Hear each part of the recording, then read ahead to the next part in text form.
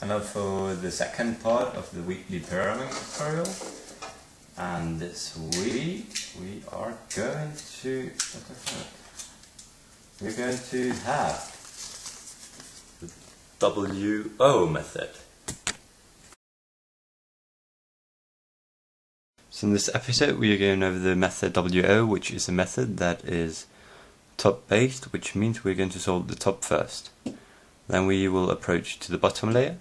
It is a beginner's method, so it should be kind of easy to do if you're not that experienced. It's not that advanced, but you can do a few tricks for some easier cases, but you can do that in most beginner's methods. So let's go over it.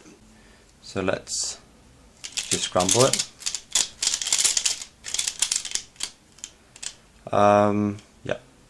So the first thing we will do is to solve a top. It could be any tops.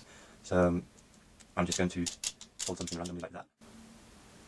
So now I have a top. This is a top. 3 edge pieces around a center. Next step is to solve the centers of the bottom layer. The bottom layer is green. We know that because there is no green on the top. A center is a piece that goes next to a tip. So this is a center. So we want all the green ones to go down, and I'm just going to use an advanced algorithm for that. And here is the last layer, 3 edges. So we just solve that. So that was an overview of the method. So now let's go in depth with it. The first step is the top. The first step is the top. So how do you solve a top? You can try that intuitively. It's very easy, but if you can't solve it intuitively, I'll just give you some tips. So first of all, you can solve all these tips here. You want to align them with the center next to it, so you don't have to think about them in the end of the solve. It makes it much more easy to get an overview of the Pyraminx. So let's see, we just pick any random top. Let's pick that one. This one, you can see it has 3 colors, none of them are green, which means that the bottom color is green. You want to remember that. So what we do now is that we look on the bottom 3 edges here, see if anyone or any of them doesn't have green on it. So we just take a look, quick look, we see this one here, red orange, no, orange yellow.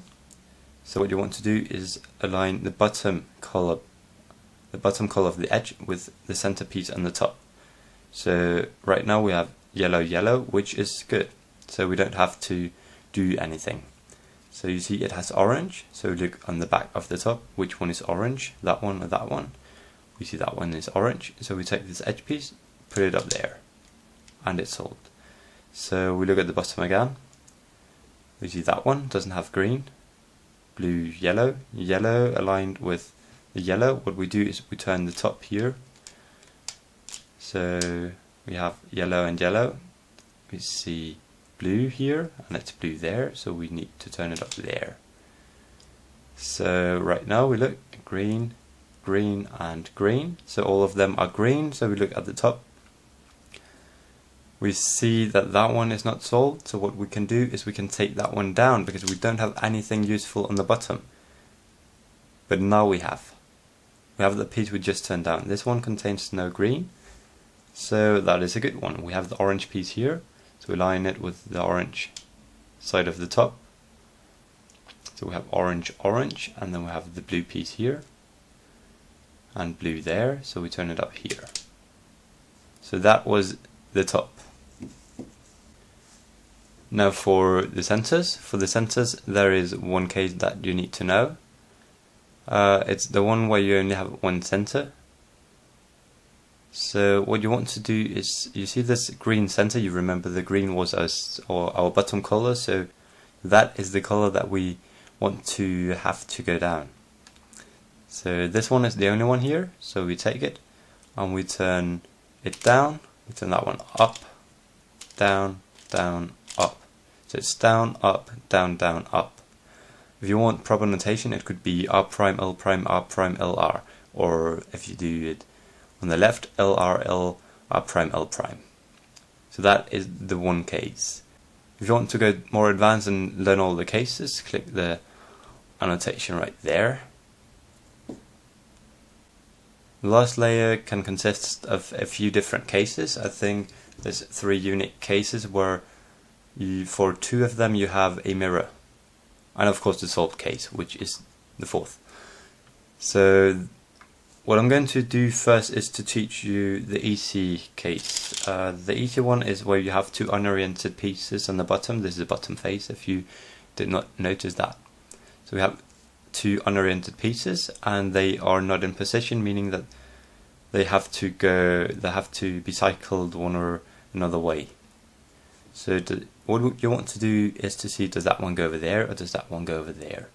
You will notice that one is yellow, so it goes over there because of the yellow here. So you turn it over there. Then you take the bottom piece here. Always want to have the 2 unoriented pieces on the top, so you turn it over there. Take the bottom piece up here, and then what you do is you undo your moves. So you take this one back and that one back. So you turn this edge piece over there and that one, and then you turn this one back and then that one back, and you have it. If it's the other way, you just do it the other way. Then the other case, which is if you have all of it oriented, but it still needs to be cycled, as you can see, you just take any piece, look at it, does that one go over there, or does that one go over there? You see that one goes over there again, but what you want to do here is to do the opposite, because everything is oriented correctly. So you take that one over there.